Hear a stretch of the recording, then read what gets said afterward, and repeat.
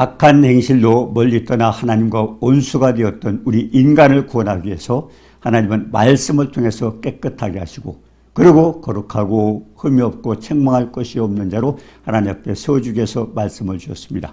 오늘 이 말씀을 통해서 말씀을 듣는 모든 분들이 축복받는 역사가 있기를 주님의 이름으로 축원합니다.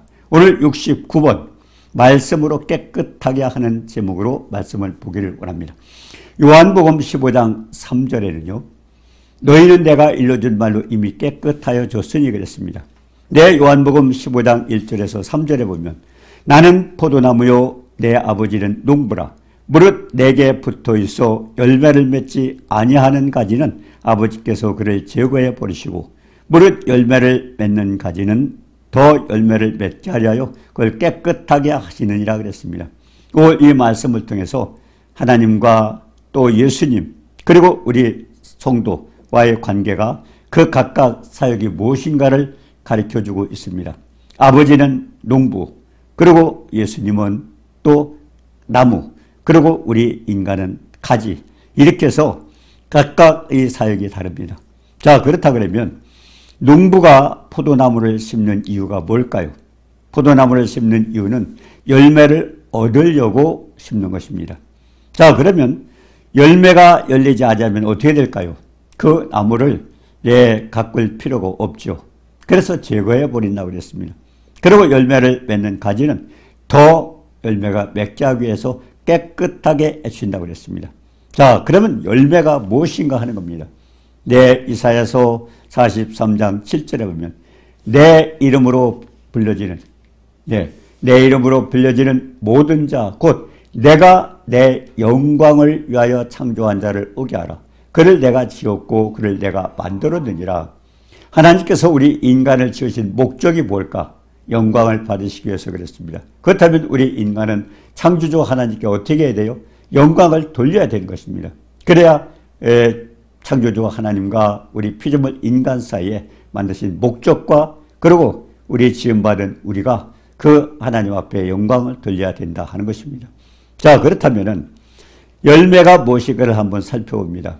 열매 이사야서 43장 7절에 보면 내 이름으로 불려지는 자 모든 자 내 영광을 위해서 샀다고 그랬는데 결국 열매는 여러 가지가 종류가 있습니다. 성경에 살펴보면은 성령의 열매도 있고 태의 열매도 있고 입의 열매 그리고 마음의 열매라든가 아니면 선한 열매, 의 열매, 하나님의 나라 열매 여러 가지 사망의 열매, 독사 열매 그리고 동정의 열매, 영적 열매 여러 가지 종류가 있습니다.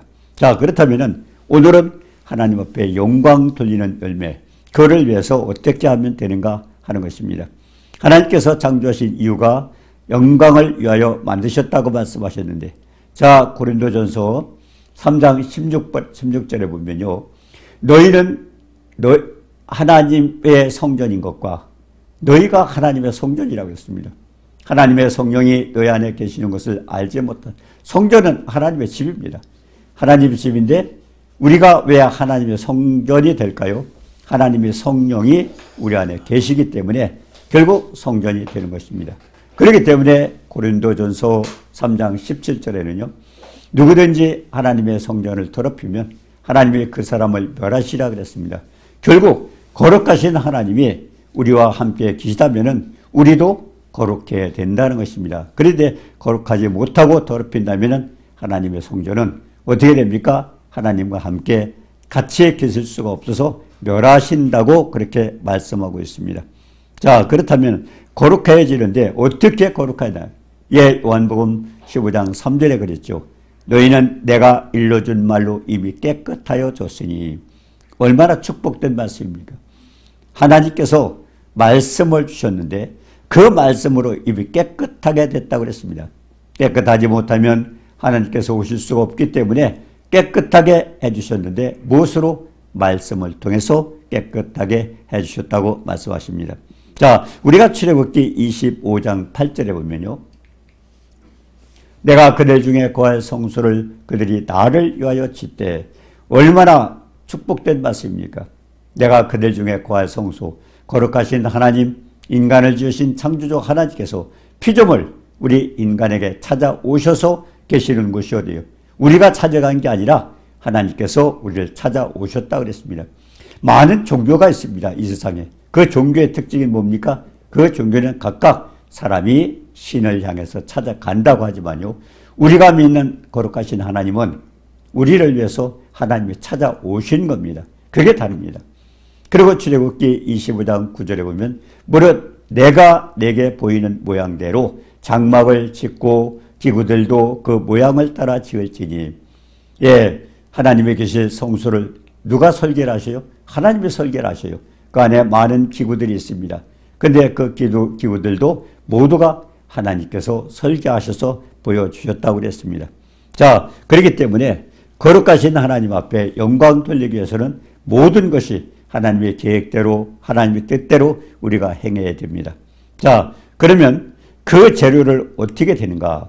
거기에 하나님께서 그 설계하신 내용, 기구들이나 그 성소를 짓기 위해서는 하나님께서 원하시는 재료가 있어야 되는데, 재료를 우리가 한 예를 들어보면, 출애굽 때 출애굽 이스라엘 백성들을 한번 생각을 해봅니다. 처음에 광야에서 성소가 지어졌기 때문에 어떻게 그 재료를 준비하셨을까? 출애굽 때 바로가 이스라엘 백성을 붙잡아 놓고 보내지 않았습니다. 430년 동안 있는 동안에 하나님은 10가지 재앙을 내리셨습니다. 그러고서 애굽을 나왔을 때, 애굽에서 출애굽할 때, 애굽을 떠날 때죠. 이걸 우리는 구원이라고 합니다. 결국 애굽은 세상 왕을 얘기합니다. 세상을 얘기하죠. 세상에서 나와서 하나님 쪽으로 가는, 이게 구원이죠. 그래서 출애굽기 15장 35절 36절에 보면요, 이스라엘 자손이 모세의 말대로 하여 애굽 사람에게 은금 패물과 의복을 구하며, 그들이 430년 동안 핍박을 받고 있다가요, 그곳을 떠날 때, 애굽을 떠날 때 하나님께서 은금 패물과 의복을 구하라고 했습니다. 구하라고 했고, 하나님은 또 그걸 받도록 만들어 주셨어요. 36절에 보니까 여호와께서 애굽 사람들에게 이스라엘 백성에게 은혜를 베푸사, 하나님은 자기 백성에게 은혜를 베푸셔서 그들이 구하는 대로, 하나님께서 미리 말씀해 주셨고 그들은 그것을 애굽 사람에게 요구를 했던 것입니다. 애굽 사람의 물품을 취하였는데, 그럼 뭘 취했을까요? 구하는 대로 다 줬다 그랬습니다. 근데 이걸 하나님께서 미리 계획을 하셨어요. 창세기 15장 14절에 보니까 그들이 섬기는 나라를 내가 징별하여 그 후에 내 자손이 큰 재물을 입고 나오리라. 믿음의 조상 아브라함에게, 이스라엘 백성 내 후손 자손에게 이런 일이 있을 거라고 창세기 15장 14절에 아브라함에게 미리 가르쳐 주셨어요. 애굽에서 떠날 때 그들은 괴롭힘을 당하지만 큰 재물을 가지고 나올 것이다. 그 재물이 왜 그때부터 창세기 15장부터 아브라함에게 약속을 하셨을까요? 시편 105편 37절에도 그랬습니다. 그들을 인도하여 은금을 가지고 나오게 하시니 그 지파 중에 약한 자가 하나도 없더라. 하나님께서 모두 계획하셨어요. 자, 그래서 가지고 나온 물건이 무엇일까요? 출애굽기 35장 21절 29절에 보면 많은 성막에 필요한 기구들이 거기에 기록이 되어 있습니다. 마음에 감동한 자, 물을 지원한 자. 하나님 억지로 뺏질 않아요. 사람들이 그러죠. 하나님 앞에 드려질 때 하나님은 그걸 뺏어가는 것처럼 이렇게 생각을 하지만 아닙니다. 자원하는 마음으로 감동된 자가 하나님 앞에 드릴 수 있도록 성막을 짓기 위해서 예물을 드렸다고 그랬는데요. 거기에 있으니까 가슴 핀과 귀걸이와 그리고 가락지, 그리고 목걸이, 그리고 여러 가지 금품이 있고요. 그리고 여러 가지 색의 실도 있고 염소털도 있고, 수양과 해달의 가죽이 있고, 그리고 은이나 놋이나 조각목이나 각종 보석 등이 있었습니다. 성소의 설계를 하나님이 하셨는데 그 재료를 하나님이 준비하셨어요. 하나님이 계획을 하셨는데 그것조차도 하나님께서 미리 준비를 해주셨던 것입니다. 자, 그래서 이 성소를 짓게 하기 위해서 많은 재료가 들어가는데 하나님이 찾아오실 곳, 하나님이 머무실 인간에게 찾아오실 곳인데요. 거기에서 이 성소가 뭘까요? 성소는 결국 예수 그리스도입니다. 앞으로 예수 그리스도 아들을 보내실 계획을 세우시고 결국 예수 그리스도의 모형입니다. 요한복음 네, 2장 21절에 그랬어요. 예수님께서 성전된 자기 육체라고 그랬습니다. 성전된 자기 육체. 예수님의 성전이었고요. 지금은 어떻습니까? 고린도전서 3장 16절에 보니까 너희가 하나님의 성전이라고 그랬습니다. 그렇기 때문에 성수의 설계도 그리고 거기에 필요한 재료도 몽땅 하나님이 다 해주셨어요. 근데 그것도 감동된 자가 그리고 자원하는 자가 드리라고 그렇게 말씀하셨습니다. 자, 시편 16편에 그래서요. 이 성전은 뭐요? 성전은 예수 그리스도예요. 결국 앞으로 아들 예수 그리스도를 모이기 위해서 하나님께서 성수를 만드셨고 재료를 준비하셨고 그런데 그 성수가 지금은 어떻습니까? 예수님은 성천하시고요. 우리에게 성령을 보내서 결국 네가 고린도전서 3장 16절은 너희가 하나님의 성전인 것과 하나님의 성령이 너희 안에 계시는 것을 알지 못하냐고 그랬습니다. 자, 그렇다면 시편 16편 3절에 보니까요. 땅에 있는 성도들은 존귀한 자니. 네, 세상 사람들이 우리의 모든 모습을 보면서 배우지 못했다, 아니면 몸이 어떻다, 아니면 여러 가지 형편, 환경 등을 통해서 무시할 수가 있습니다. 그런데 우리를 만드신 하나님은 우리를 존귀한 자로 여겼습니다. 부모가 그렇습니다. 여러 아들을 낳았을 때 아들도 여러 모양으로 다를 수가 있습니다. 그렇지만은 누가 그 아들들을 존귀하게 여깁니까? 예, 그 아들, 자식을 낳은 부모가 존귀합니다. 하나님도 마찬가지시요. 우리를 지으시고 영광을 받으시기 위해서 했던 그 하나님께서 땅에 있는 성도들은 존귀한 자니. 예, 인간이 가치 있고 존귀하게 되려면 어떻게 하면 돼요? 하나님의 백성이 돼야 돼요. 하나님의 자녀가 돼야 됩니다. 그러면 하나님께서 존귀하게 여기시고 그래서 나의 모든 즐거움이 그들에게 있다고 성경은 말씀하고 있습니다. 자, 그리고 또 시편 49편 20절에도 그랬죠. 네. 시편 49편 20절에도 네. 왜 그러면 하나님께서 우리를 귀하게 만들어주고 그렇게 해주셨는데 그런 우리의 성도는 어때요? 시편 49편 20절에 보면 존귀하나 하나님은 존귀하게 여겨주셔요. 근데 존귀하게 여기지만은 깨닫지 못할 때 네. 깨닫지 못할 때 어떻게 됩니까? 시편 49편 20절에 보니까 존귀하지만 깨닫지 못한 사람은 멸망받을 짐승 같다 그래요. 우리가 그런 얘기 하죠. 저 개만 또 못하다. 동물만 짐승만 또 못하다. 이런 얘기를 하고 있죠. 이거 하나님 말씀이에요. 하나님께서 우리를 지으시고 영광을 받으시려고 해서 우리를 존귀하게 여겨주시지만은 존귀함을 깨닫지 못할 때는 멸망받을 짐승이나 똑같다고 하나님도 말씀하고 있는 것입니다. 자, 그러면 성도는 어떻게 살아야 되나? 아까 요한복음 15장 3절에 열매를 맺기 위해서 깨끗하게 했다고 말씀했습니다. 자, 고린도전서 6장 19절 20절에는요. 너희 몸은 너희가 하나님께로부터 받은 바 너희 가운데 계신 성령의 전인 줄을 알지 못하느냐 그랬어요. 너희는 너희 자신의 것이 아니라 네, 우리 자신의 것이 아니라 그랬습니다. 왜? 핏값으로 샀다 그랬어요. 너희가 하나님께로 받은 바 너희 가운데 계신 성령의 죄를 알지 못하냐. 고린도전서 6장 20절에 보면 값으로 산 것이 되었으니 그랬습니다. 값으로 된 것이. 원래 인간이 아담의 범죄하면서 누가 주관했습니까? 네, 사탄이 주관했죠. 사탄이 하나님을 떠나면서. 그래서 아담도 두려워하여 숨었나이다. 결국 왜 두려움이 왔을까요? 하나님 말씀을 떠나서 결국 마귀의 밥이 된 겁니다. 마귀의 종이 된 겁니다. 그렇기 때문에 하나님께서는 어떻게 우리를 하나님의 백성으로 돌아오게 하셨나요? 값으로 산 것이 되었으니 뭔 값일까요? 네, 아까 성전을 만들 때 얼마나 많은 재료들이 갔어요. 금과 은과 여러 가지 가죽과 모든 재료가 들어갔는데 왜 그렇게 하셨을까요? 결국 지금 하나님의 성전이 된 우리 인간의 몸값이 얼마나 비싸고 귀한가를 가르쳐주고 있습니다. 값으로 산 것이 되었으니 뭘 지불했을까요?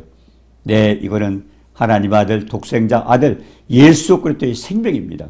값으로, 핏값으로 산 것입니다. 값으로 산 것이 되었으니 그런즉 너희 몸으로 하나님께 영광을 드려. 우린 우리 것이 아니에요. 고린도전서 6장 19절에 말씀하신 것처럼 하나님의 성전인데 하나님께 받았다고 그랬습니다. 예, 우리가 범죄하면서 마귀의 종이 됐던 우리를 하나님께서 그 값을 지불했는데 하나님의 백성으로 만들기 위해서 어떻게 지불했어요? 하나님은 피값 아들 생명을 바치시면서까지 우리를 구원해주신 겁니다. 그래서 우리는 피값으로 산 겁니다. 네, 하나님의 생명을 주고 샀어요. 그렇기 때문에 우리는 누구 거요? 하나님 것이에요. 예, 우리 그 자신의 것이 아니라 하나님 것이에요. 값으로 샀기 때문에 하나님께 영광을 드리고 하나님 것이 되었다는 것입니다. 자, 그러면 성전이 젊기 위해서 우리가 어떤 대가를 지불했나 알 수 있죠.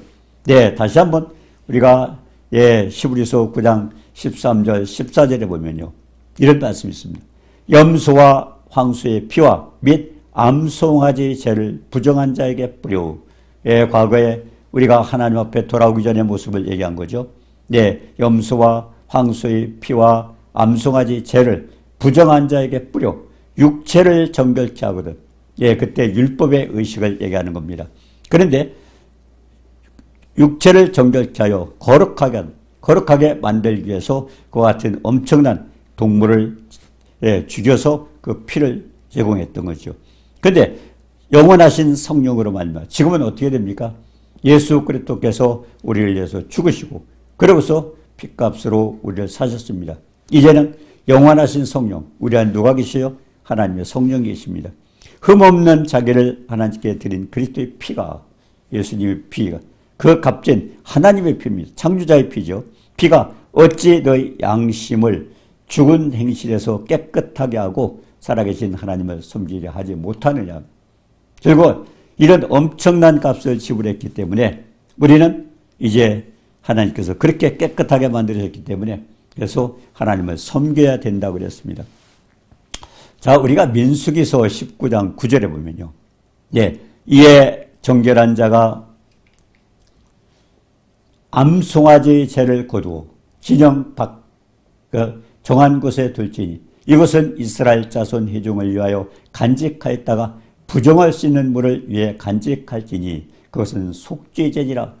네, 구약 때 속죄제를 했는데 그 목적이 뭡니까? 정결한 자가, 네, 그 제물을 다루는 자도 깨끗한 사람이, 거룩한 사람이, 그리고 암송아지를 잡아서 태워서 진영 밖에 깨끗한 곳에 두었다가 이걸 이스라엘 자손 회중을 위해서 간직한다고 그랬습니다. 아마 연세가 많으신 분들은 기억할 수 있을 것입니다. 네, 옛날에는요, 세제가 없었어요. 세제를 만들어 썼습니다. 근데 그 세제 만들어 한국에서도 저도 어렸을 때 봤습니다. 뭘 봤느냐면 시골에서는 그때는 이 비도 지금 같은 좋은 세제가 없기 때문에 볏짚이나 나무를 태웠습니다. 예, 그 나무를 태워가지고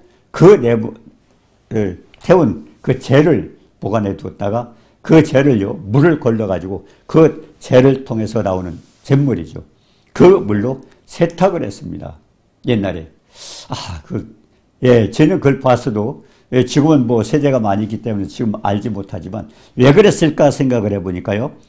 성경 민수기서 19장 9절에 하나님께서 이 깨끗한 물을 그 세제와 같은 그런 정한 물을 만들기 위해서 이 방법을 사용했는데 우리 조상들이 어떻게 그걸 깨달았을까요? 성경에 나오는 그 내용대로 과거에 어르신들이 그걸 했던 것입니다. 그래서 볏짚이나 이런 재를 통해서 그때는 암송아지 재를 했지만 지금 우리 한국에서는요, 다른 나라는 모르겠습니다만 한국에서는 그 재를 통해서 물을 걸러가지고 그래서 그 물로 세탁을 하는 것을 저도 보았습니다. 자, 그렇다면 세제가 없는 우리나라에서 참 그런 지혜가 어디서 왔을까? 여하튼 하나님께서 주신 그 지혜를 그대로 사용했던 것을 우리가 알 수 있습니다.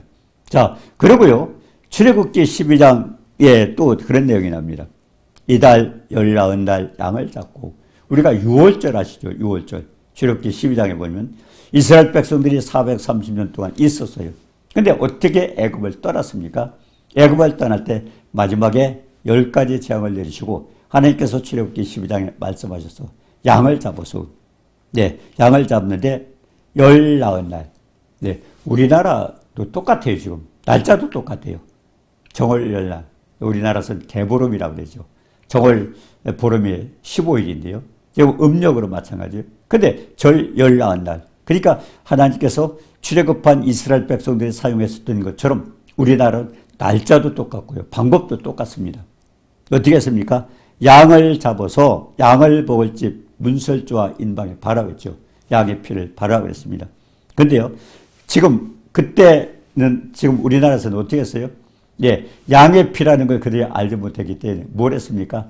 예, 잡곡밥, 그래서 팥 같은 걸로 이게 밥을 해서 붉은색 나는 그 밥을 만들어가지고 집 주변에 뿌렸어요. 예, 근데 왜 그랬습니까? 그것은 귀신이 들어오지 못하도록 했다고 그랬는데 사실은요, 출애굽기 12장에 보면 하나님께서 예, 피를 바른 집을 하나님 보호를 받았습니다. 결국 자기 백성을 보호하기 위해서 이스라엘 백성들은 문설주와 인방에 피를 바르고요. 애굽 사람들은 아니 지저분하게 왜 집에다 피를 바르 안 했습니다.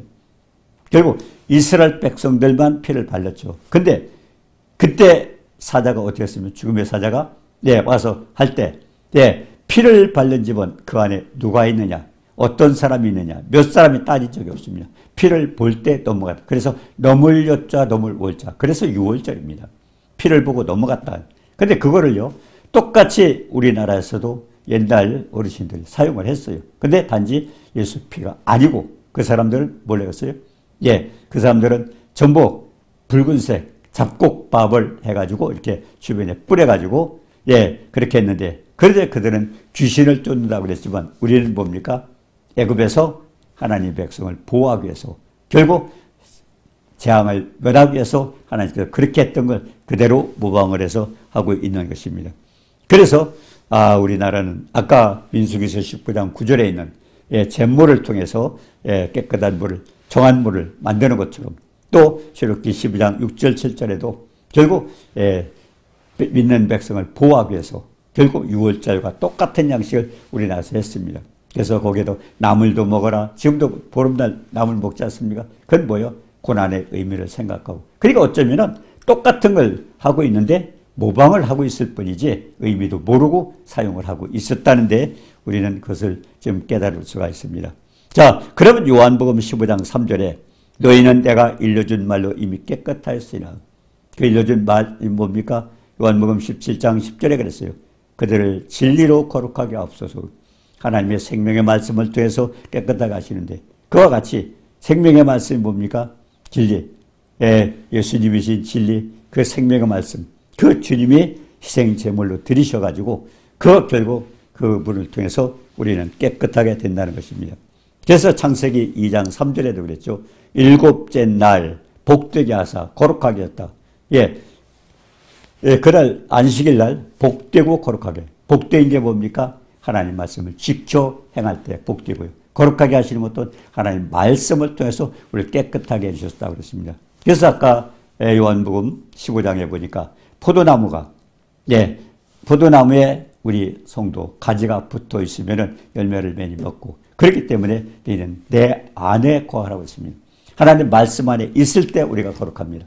하나님 말씀을 떠나서 나를 떠나서는 너희가 살 수가 없다. 그러니까 너희가 내 안에 우리가 하나님 안에 들어가 예수를 믿고 그리고 우리가 말씀 안에 있을 때 또 우리 백성들은 하나님 안에 같이 있다고 말씀하신 겁니다. 자, 그렇다면 하나님 말씀은 뭡니까? 요한복음 6장 63절에 내 살리는 것은 영이니 육은 무익하니라. 내가 너에게 이른 말이 영이여 생명이라고 했습니다. 하나님의 생명의 말씀, 그 말씀 속에는 예수의 보혈의 은혜가 들어가 있습니다. 그래서 내가 영이요 생명이다. 하나님 말씀 속에. 그래서 결국 예수 그것도 과거에는요 성경책도 보면 이 겉에 이렇게 빨간색을 칠했습니다. 결국 예수의 보혈로 쓰여진 것다 해가지고 그랬죠. 자, 그렇기 때문에 결국 이 말씀 속에는 우리가 깨끗함을 받고 그리고 또 한 가지는 우리가 생명을 얻는 이 축복을 받게 되죠. 자, 그래서 히브리서 10장 22절에 이렇습니다. 네, 그러므로 예, 우리가 마음에 뿌림을 받고 결국 마음에 뿌림을 받고 예, 그리고 어떻게 했습니까? 거룩하게 됐으니 마음에 뿌림을 받고 악한 양심으로부터 벗어나서 그리고 맑은 물로 몸을 씻었으니 말씀으로 씻었으니 이제 참마음과 온전한 믿음으로 하나님께 나아가라고 했습니다. 그리고 생명의 말씀 붙들고 우리가 말씀을 떠날 경우에는 아담과 같이 하나님께서 우리를 결국 같이 함께 할 수 없죠. 생명의 말씀을 꼭 붙들고 그 말씀 가운데 복받고 거룩하게 되고 그래서 하나님과 함께 영광 돌리는 축복받는 우리가 모두가 되도록 주님의 이름으로 축원합니다. 은혜로우신 주님 사랑을 감사합니다. 진리의 말씀 가운데 우리를 거룩하게 하시고 그리고 우리가 열매를 맺도록 만들어 주셨사온데 아버지 하나님 또 열매를 맺는데 더 열매를 맺기 위해서 우리를 깨끗하게 하신다고 말씀하셨사오니 존귀하신 말씀 붙들고 우리의 삶 속에 늘 주님과 동행할 수 있도록 도와주셔서 이제 하나님을 떠난 모든 분들이 모든 문제를 해결하고 하나님과 동행하는 축복들이 있도록 도와주옵소서. 예수님의 이름으로 감사드리며 기도드리옵나이다. 아멘.